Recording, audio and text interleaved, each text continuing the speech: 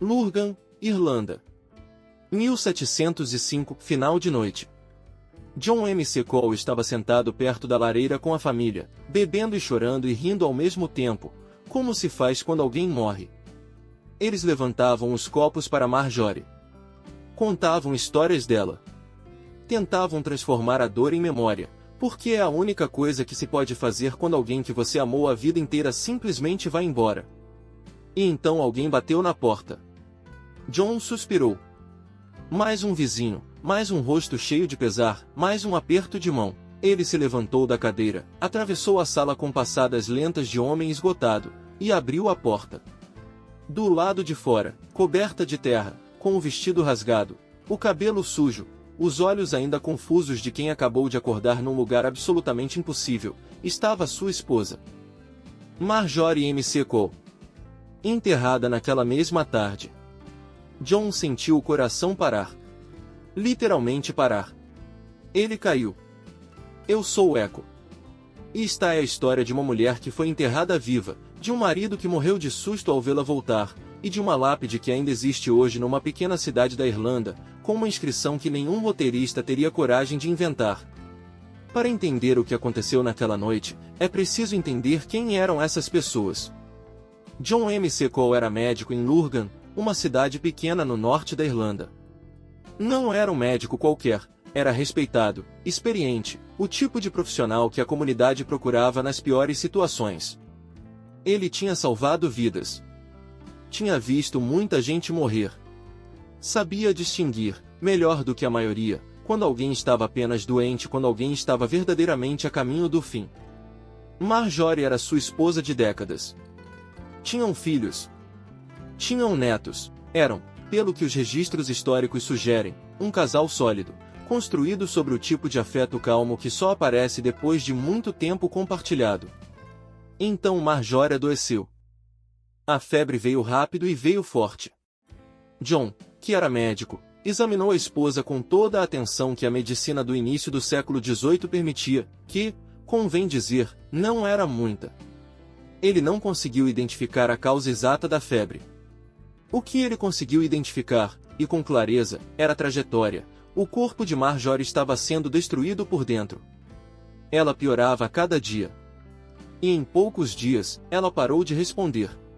John verificou os sinais vitais que sabia verificar. Pulso, não encontrou.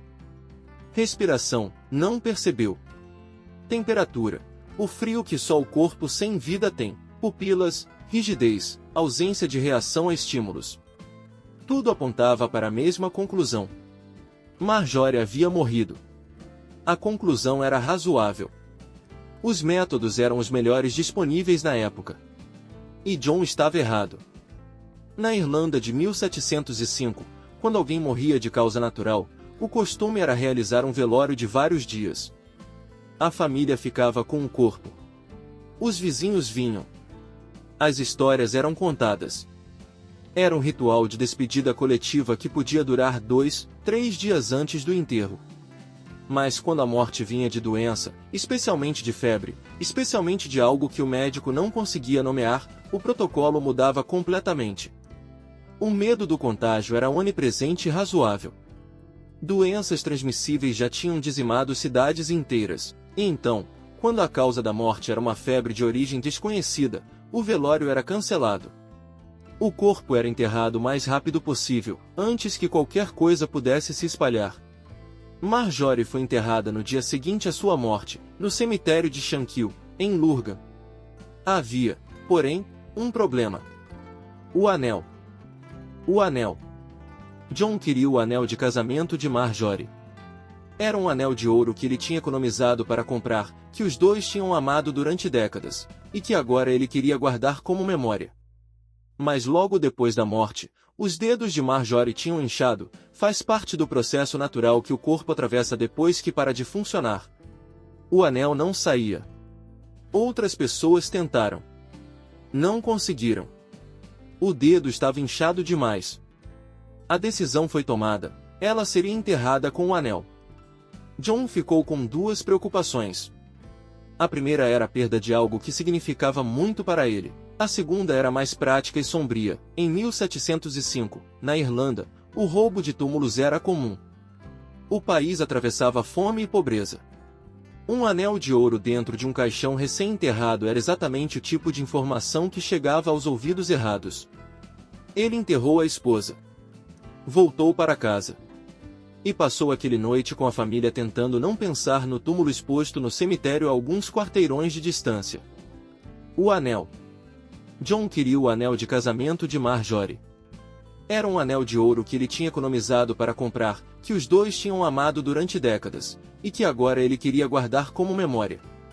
Mas logo depois da morte, os dedos de Marjorie tinham inchado, faz parte do processo natural que o corpo atravessa depois que para de funcionar. O anel não saía. Outras pessoas tentaram. Não conseguiram. O dedo estava inchado demais. A decisão foi tomada, ela seria enterrada com o anel. John ficou com duas preocupações. A primeira era a perda de algo que significava muito para ele. A segunda era mais prática e sombria. Em 1705, na Irlanda, o roubo de túmulos era comum. O país atravessava fome e pobreza. Um anel de ouro dentro de um caixão recém-enterrado era exatamente o tipo de informação que chegava aos ouvidos errados. Ele enterrou a esposa. Voltou para casa. E passou aquela noite com a família tentando não pensar no túmulo exposto no cemitério a alguns quarteirões de distância. O anel. John queria o anel de casamento de Marjorie. Era um anel de ouro que ele tinha economizado para comprar, que os dois tinham amado durante décadas, e que agora ele queria guardar como memória. Mas logo depois da morte, os dedos de Marjorie tinham inchado, faz parte do processo natural que o corpo atravessa depois que para de funcionar. O anel não saía. Outras pessoas tentaram. Não conseguiram. O dedo estava inchado demais. A decisão foi tomada, ela seria enterrada com o anel. John ficou com duas preocupações. A primeira era a perda de algo que significava muito para ele. A segunda era mais prática e sombria. Em 1705, na Irlanda, o roubo de túmulos era comum. O país atravessava fome e pobreza. Um anel de ouro dentro de um caixão recém-enterrado era exatamente o tipo de informação que chegava aos ouvidos errados. Ele enterrou a esposa. Voltou para casa. E passou aquela noite com a família tentando não pensar no túmulo exposto no cemitério a alguns quarteirões de distância. Um dos modelos mais elaborados, patenteado em 1868 por Franz Wester nos Estados Unidos, incluía um tubo de vidro que subia do caixão até a superfície, com um espelho no fundo que permitia que alguém de cima verificasse se havia movimento lá dentro. Outro modelo, desenvolvido na Alemanha, tinha uma corda presa ao pulso do morto que, se puxada, acionava um sino acima do solo, acendia uma bandeira e abria um tubo de ar. Havia cemitérios inteiros na Europa onde funcionários eram pagos para ficar de plantão durante a noite, atentos a qualquer sino que pudesse soar. Alguns historiadores sugerem que expressões da língua inglesa como saved by the bell, salvo pelo sino, e dead ringir, que hoje significa sósia perfeito, têm origem exatamente nessa prática. A etimologia é disputada, mas o fato de que essas expressões surgiram numa cultura obcecada com o enterro prematuro não é. Marjorie M.C. Cole não tinha sino. Não tinha corda. Não tinha tubo de ventilação. Ela tinha ladrões. Se você chegou até aqui, já sabe para onde isto está indo, e ao mesmo tempo não sabe, porque a história ainda vai piorar antes de terminar. Se o eco dos fatos ainda não faz parte da sua rotina, este é o momento. Se inscreva no canal e ative o sininho. Cada episódio é uma história que a maioria das pessoas nunca ouviu, e que, depois de ouvir, não consegue mais esquecer. Agora, de volta à Irlanda. É noite. O túmulo de Marjorie está fresco. E dois homens estão a caminho do cemitério de Shankill. Não se sabe quantas horas depois do enterro eles chegaram. Não se sabe quantos eram. O que os registros históricos preservaram é o essencial: alguém soube do anel. E alguém decidiu buscá-lo. Roubar túmulos na Irlanda do século XVIII não era um crime raro nem um crime praticado apenas por pessoas desesperadas. Era, em muitos casos, uma atividade com algum grau de organização. As igrejas e cemitérios raramente tinham vigilância noturna eficiente. As sepulturas recentes eram fáceis de localizar pela terra revirada, e os riscos, na prática, eram menores do que o nome profanação de túmulo sugeria. A aplicação da lei em regiões rurais da Irlanda nessa época era irregular na melhor das hipóteses. Os ladrões chegaram ao cemitério de Shankill. Encontraram a sepultura de Marjorie. E cavaram. Quando chegaram ao caixão e o abriram, o problema foi imediato: o dedo estava inchado. Exatamente como havia estado quando John e os outros tentaram tirar o anel. O anel não saía. Então um dos ladrões pegou um instrumento cortante, um canivete, uma faca, os relatos variam, e cortou o dedo de Marjorie. E Marjorie acordou. O que havia acontecido com Marjorie não tinha nome claro em 1705. Hoje, a medicina identifica o fenômeno com mais precisão. O estado que Marjorie provavelmente atravessou é chamado de morte aparente, uma condição em que as funções vitais ficam reduzidas a níveis tão mínimos que os métodos de detecção disponíveis na época simplesmente não os registravam. O pulso existe, mas é imperceptível ao toque. A respiração existe, mas é tão superficial que não movimenta o tórax de maneira visível e não embacia um espelho. O metabolismo continua funcionando em velocidade mínima, mas continua. As causas podem ser variadas. Estados cataléticos severos. Certas formas de envenenamento. Hipoglicemia extrema. Hipotermia. E, em alguns casos, febres muito altas seguidas de colapso neurológico temporário, exatamente o que Marjorie havia experimentado. O que John viu, e todos ao redor viram, era indistinguível da morte com os recursos que tinham. Ele não errou por incompetência. Errou porque os instrumentos da época não permitiam outra conclusão. A dor do corte no dedo, física, aguda, imediata, fez o que nenhuma verificação médica havia conseguido: tirou Marjorie do estado em que estava e trouxe-a de volta. Os ladrões fugiram aterrorizados. E Marjorie ficou sozinha, dentro de um caixão aberto, num túmulo aberto, no meio da noite, num cemitério em Lurgan. Com um dedo a menos. Com terra em toda a parte. Com nenhuma ideia do que havia acontecido. Mas viva. Ela saiu do túmulo. Não se sabe quanto tempo Marjorie levou para se orientar. Não se sabe em que estado mental ela estava, se confusa, se lúcida, se com dor. O que se sabe é que ela, de alguma forma, conseguiu sair do cemitério e começou o caminho de volta para casa. Imagine a cena do ponto de vista de qualquer pessoa que pudesse ter cruzado com ela naquela noite: uma mulher caminhando pelas ruas de Lurgan em plena madrugada, com o vestido de enterro rasgado e enlameado, coberta de terra, o cabelo desfeito, deixando rastros de sangue no chão. Ela chegou à própria porta. Bateu. Dentro, John estava com a família. O luto estava sendo feito da única forma possível: histórias, bebida, choro e riso misturados. John, exausto, havia se levantado para ir dormir quando a batida soou. Ele abriu a porta. E viu a esposa. O que John M.C. Cole sentiu naquele instante é impossível de reconstruir com precisão. Ele era médico. Ele tinha confirmado a morte da mulher. Ele tinha estado ao lado do caixão enquanto ele descia para a terra naquela tarde. E agora a mulher estava na porta de casa, coberta de lama, com um dedo amputado, olhando para ele. O choque foi, literalmente, fatal. John M.C. Cole teve um ataque cardíaco ali mesmo, no limiar da própria porta, e morreu antes de tocar o chão. A mulher que ele havia chorado voltou. E o homem que havia chorado por ela morreu de encontrá-la viva. Marjorie M.C. Cole sobreviveu. Sobreviveu ao enterro. Sobreviveu à noite no cemitério. Sobreviveu ao trauma do que havia acontecido.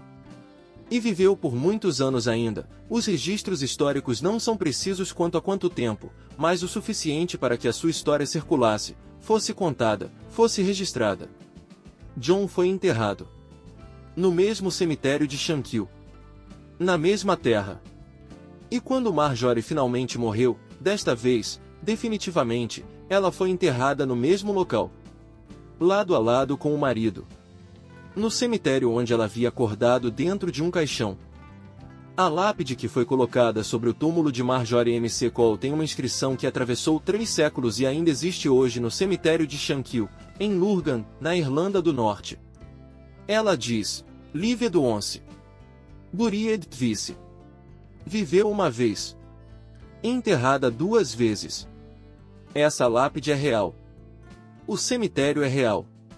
Os registros históricos da família McCall em Lurgan são reais. E quem visita Shankill Cemetery hoje pode ficar parado diante dessa pedra e ler aquelas 4 palavras que resumem, com uma economia brutal de linguagem, toda a impossibilidade do que aconteceu em 1705. A história de Marjorie McCall não é uma anomalia histórica isolada. É o caso mais dramático e mais bem documentado de uma tradição longa e sombria de erros médicos sobre a morte. A questão que a história levanta não é apenas técnica. Não é apenas uma questão de instrumentos melhores ou protocolos mais rigorosos, embora essas coisas importem. A questão mais funda é: como sabemos que alguém está morto? Durante séculos, a resposta foi: confiamos nos sentidos, confiamos na experiência, confiamos no julgamento do médico presente. E durante séculos, essa resposta foi, em centenas de casos documentados, errada. Hoje, a medicina tem critérios muito mais rigorosos. Há protocolos para declarar morte. Há tecnologia que detecta atividade cardíaca e cerebral que seria invisível a qualquer observação direta. O eletroencefalograma plano, a ausência de atividade elétrica cerebral por um período específico, é um dos critérios modernos para morte encefálica. O processo é lento, deliberado, verificado em múltiplas etapas. Mas a ansiedade não desapareceu completamente. Em unidades de terapia intensiva ao redor do mundo, há uma condição chamada síndrome do encarceramento. O paciente está completamente consciente, ouve tudo, percebe tudo, mas não consegue mover nenhum músculo do corpo. Do ponto de vista externo, parece incapaz de reagir. Do ponto de vista interno, está completamente presente. A fronteira entre estar e não estar nunca foi tão clara quanto a gente gostaria que fosse. Marjorie McCall atravessou essa fronteira 2 vezes. Na primeira, foi declarada morta. Na segunda, nunca mais voltou. E a pergunta que fica suspensa sobre a lápide em Shankill não é técnica nem filosófica. É mais simples do que isso. Quantas outras Marjories não tiveram ladrões? O cemitério de Shankill fica em Lurgan, no condado de Armagh, Irlanda do Norte. A lápide está lá. Você pode ir até ela. Você pode ler aquelas 4 palavras esculpidas na pedra por alguém que conheceu Marjorie McCall e decidiu que a melhor forma de honrar a vida dela era contar a verdade sobre ela, que ela viveu, que foi enterrada, que voltou, que enterrou o marido sem querer, e que quando finalmente morreu pela 2ª vez, foi enterrada de novo no mesmo chão. Live do once. Buried vice. 3 séculos de silêncio de pedra.